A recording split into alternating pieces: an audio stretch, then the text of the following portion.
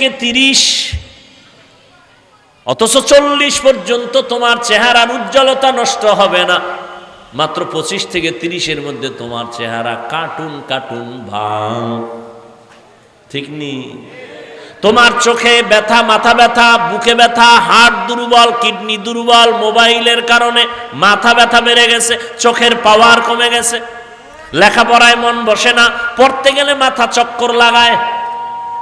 আমার কিছু দেশের যুবকেরা মোবাইল চালাইতে চালাইতে চালাইতে তো এখন ল্যাংটা পাগল হয়ে রাস্তায় ঘুরে, নাই?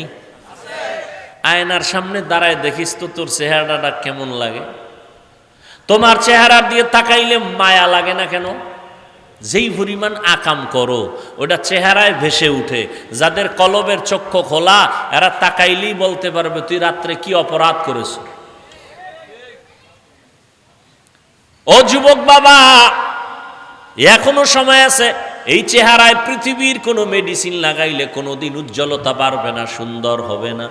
হ্যাঁ, একটা মেডিসিন যদি ব্যবহার করতে পারো, আল্লাহর কসম চেহারা আগের মতো উজ্জ্বল হয়ে যাবে। সেটা হলো গুনাহ ছাড়ো আবার নেক আমল করো। তওবার মাধ্যমে গুনাহ ছেড়ে দাও। খাঁটি তওবা করো যে মরিয়া গেলে আর নামাজ ছাড়বো না, বেপরদায় চলবো না। আর একটা বড় তওবা হলো জীবনে কারো বরদোয়া নিব না।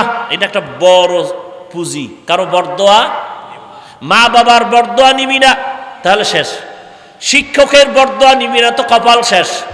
মরার আগে মইরা থাকবি, মরার আগে মরবি, মানে রুহু থাকবে, দেহ থাকবে না। কিডনি শেষ, হার্ট শেষ, হাত শেষ, পাও শেষ, পায়ের অর্ধেক নাই, হাতের অর্ধেক নাই, অবশ্যই বিছনায় পড়ে থাকবি। মরার আগে মরে যাবি, রুহু থাকবে, দেহ থাকবে না। যদি মা বাবার বরদোয়া কপালে লাগে, শিক্ষকের বরদোয়া কপালে লাগে, তুই মরার আগে মরা। আজকে বয়ানের একটা থিম তোর পায়ে ধরে দিয়ে গেলাম, একটাই শপথ কর, কারো বরদোয়া নিব না। মা বাবার বরদোয়া নিবি না, কপাল শেষ। শিক্ষকের বরদোয়া নিবি না, সাবধান। ওলামায়ে কেরামের বরদোয়া নিবি না, কপাল পুড়ে যাবে। বাড়ি থাকবে, গাড়ি থাকবে, তুই থাকবি না। কয় তুই কই থাকবি বলে আইসিইউতে থাকবি। ওখানে থাকলে একটু তোমার ফায়দা না হইলো হসপিটাল লাগত ফায়দা আছে, আছে না? কথাগুলো তুমি হেসে হেসে বাতাসে উড়াই দিও না। একটা শপথ করো যে ইনশাআল্লাহ যতদিন হায়াত পাই, হায়াতের মালিক আল্লাহ, সম্মানের মালিক আল্লাহ, রিজিকের মালিক আল্লাহ। তো মানুষের পিছে ঘুরো কেন? সম্মানও আল্লাহ দেয়, রিজিকও আল্লাহ দেয়, ইজ্জতও আল্লাহ দেয়, হায়াতও আল্লাহ দেয়। তো মানুষের পিছনে গোলামি করো কেন? কই করোনা গেল হুজুরেরা না খায় মরছে? স্কুল বন্ধ, কলেজ বন্ধ, ফ্যাক্টরি বন্ধ, গাড়ি বন্ধ, দোকান বন্ধ, সব বন্ধ। একটা মাদ্রাসাও তো বন্ধ হয় না। কোন হুজুর তো ভিক্ষাও করে না, না খায় মরি টাকা দাও। তুমি তো মাস্কের উপরে মাস্ক লাগাইছো, করোনা করোনা।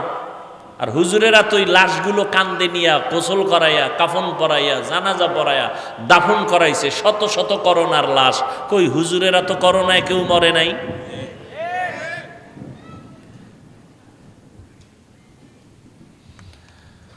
কারো বরদোয়া নিও না, একটা শপথ করে যাও। অন্তরে অন্তরে আল্লাহকে বলো, আল্লাহ আমি আজকে একটা শপথ করে নিলাম, আমি কারো বরদোয়া নেওয়ার মতো কাজ করব না। যদি নিয়ে থাকি আজকে গিয়া ক্ষমা চাও। ওস্তাদের সাথে বেয়াদবি যদি করে থাকো ক্ষমা নাও। হুজুর আমারে মাফ করে দেন, স্যার আমাকে মাফ করে দেন। একটা অক্ষরও যদি তোমাকে শিখায় তার সাথে জীবনে বেয়াদবি করবা না। যদি করিয়াও থাকো তাড়াতাড়ি মাফ চাইয়া নিও। মা বাবারে কষ্ট দিয়া থাকলে ক্ষমা চাইও। আলেম ওলামাদের বিরোধিতা যদি করিয়া থাকো, আমার আল্লাহর আরশে আজিম কেঁপে উঠবে। যদি গোপনে কিছু করিয়াও থাকো, গোপনে ওই আলেমের কাছে যেয়ে ক্ষমা চাইও। কারণ কিছু বান্দাদের বরদোয়া করা লাগে না, অন্তরে কষ্ট আসাটাই বড় বরদোয়া। লিকুল্লি শাইইন জিনাতুন ফিল ওয়ারা ওয়া জিনাতুল মারই তামামিল আদাবি আজ খোদা খাহি মে তৌফিক আদব আদব মাহরুমে গাস্তাজ ফজলে রাও। আল্লাহর কাছে তওবা করে নাও রে যুবক। তোমার মতো যুবক তাকায় দেখো, জীবনে কোনোদিন মাদ্রাসায় পড়ে নাই, স্কুল কলেজে পড়ে, চাকরি করে, ব্যবসা করে, শ্রমিকের কাজ করে, নদীর মধ্যে মাছ ধরে, জমিনে চাষাবাদ করে, গাড়ি চালায়, ড্রাইভার, এক বেলার নামাজও বাদ দেয় না। আছে না নাই? তোমার কপাল এত খারাপ কেন? কার অভিশাপ লাগছে যে তুমি পড়তে পারো না নামাজ?